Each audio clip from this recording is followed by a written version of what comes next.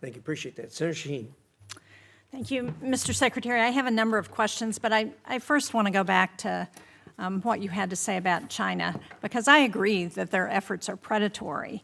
But I think somebody may be missing what they are doing in response to our ceasing of foreign assistance in places. And Mr. Chairman, for the record, I'd like to submit this fact sheet. The PRC supporting international assistance as U.S. withdraws. It's dated April 29th. And just to give you a few examples, earlier this month, General Michael Langley, who's the commander of U.S. Africa Command, I sit on the Armed Services Committee, and when we asked him about the end to specific USAID programs, he stated that the PRC is trying to replicate, in quotes, specific USAID programs in Africa that the Trump administration cut, including PEPFAR. And I mean, there are several pages of these examples. Another one is in Cambodia. After the U.S. terminated $2 million in demining programming in Cambodia, the PRC immediately announced $4.4 million to expand its own demining programs. The PRC also recently stepped in to fund child literacy and nutrition programs previously supported by USAID. So we can pretend that China is not doing these things and picking up and promoting themselves as a reliable partner when the United States is not. But we have specific examples that show where this is happening. But I want to move to Ukraine because we heard the conversation that the president had with Vladimir Putin, the phone conversation where Putin didn't agree to any meaningful negotiation that would end this war in Ukraine. As President Trump has admitted, Vladimir Putin is taking him for a ride. Now, we have a bipartisan bill in the Senate that's led by Lindsey Graham. It has 80 sponsors. I understand that the House members are ready to take this up on a discharge petition if we pass it out of the Senate. How much longer until we rein Putin in? And are you prepared to support that sanctions bill that Graham and Blumenthal and 78 other members of the Senate support? Well, let me answer your last question first, and that is about the bill. We obviously can't control what Congress does, and we've told the Russians this. Not now, 6-8 weeks ago. I believe, Senator Jeanne, you were involved in a conversation that made it clear to the Russians what would happen if there was no progress made. And that's been repeated multiple times. I would also make this point, and it's important. Every single sanction, not one sanction has been lifted on the Russians. Every single sanction that was in place under the previous administration remains in place. So this idea we've given up leverage, well, we have the same leverage today that we had under the previous administration.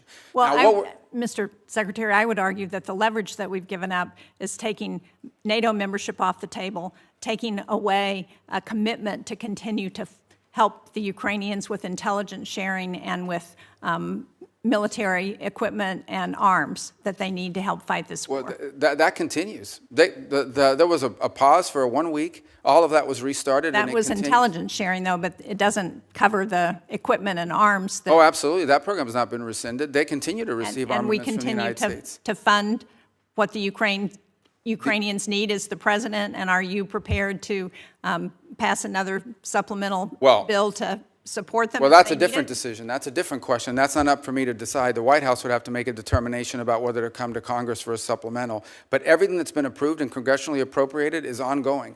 In fact, to the extent that the Ukrainians have asked for anything additional, what they've asked for is air defenses, Patriot units, which frankly we don't have. But we are working closely with our NATO allies. There are NATO allies that do have some batteries of Patriot missiles that they could provide or transfer over to the Ukrainians to defend, for example, the airspace of Kyiv and other places. And we've been encouraging in that front and working alongside our partners there to get deliveries of some of these systems. As you can imagine, none of these countries want to give up their Patriot systems either. But we can't make them fast enough, and part of the challenge we have in Ukraine is that munitions are being expended substantially faster than the ability of the broader West, not just us, but the West, to produce them. Now, that said, on the issue of Ukraine, here's what we can all agree on. There is no military solution to this crisis. Right. It will have to end in a negotiated settlement. And the fundamental challenge we have in Ukraine is this.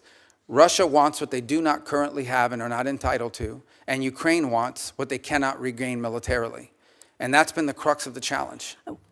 I don't disagree with that at one level, but on the other hand, what Vladimir Putin is doing now is playing for time, and he's playing this president like a fiddle. And the longer he plays it, the more opportunity he has to gain territory in Ukraine, and the harder it's going to be to get him to the table. But what we need to do is to put pressure on Vladimir Putin in every way we can to ensure that we can get them to the negotiating table. Well, I disagree with this playing with a fiddle analogy, because the truth of the matter is when Vladimir Putin woke up this morning, he had the same set of sanctions on him that he's always had since the beginning of this conflict, and Ukraine was still getting armaments and shipments from us and from our allies, and the European Union is about to impose additional sanctions, and the U.S. is looking for no Patriot batteries to be able to transfer from other NATO nations into Ukrainian hands. And what the president's trying to do is end a war. He's trying to end a bloody, costly war that neither side can win, and people are dying every single day. And so, but this notion that, I don't, what has Putin gained throughout this? He hasn't gotten a single concession. He hasn't gotten a single sanction lifted. And the more time he gets without additional pressure on Russia, the more incentive he's got to continue to gain territory and continue to play for time. But I want to just get to a final question because my time is running out, and that is, I recently wrote a letter to you about the issuance of executive orders on thousands of Afghan allies. These are people who fought alongside our military during the war in Afghanistan. They've been stranded in Qatar and Albania and Pakistan and Afghanistan. These are individuals who have been vetted already. They're ready to travel to the United States. And the question I have is this administration going to allow them to come to the United States as it promised? Because unless we're willing to keep our commitments to those people who were willing to fight and die alongside of us, then how can we ever ask people to do that again? Yeah, a couple points. Some of those are I think the issues that's getting mixed up here is whether we are going to pay for them to fly to the United States once a visa is issued, or whether they have to find their own transportation to the U.S. So there's two separate topics: our payment to move people forward, but also the issuance of the visas. And when that is still going through an internal review as to who is going to be allowed in, there's been a review of the vetting process that's been used.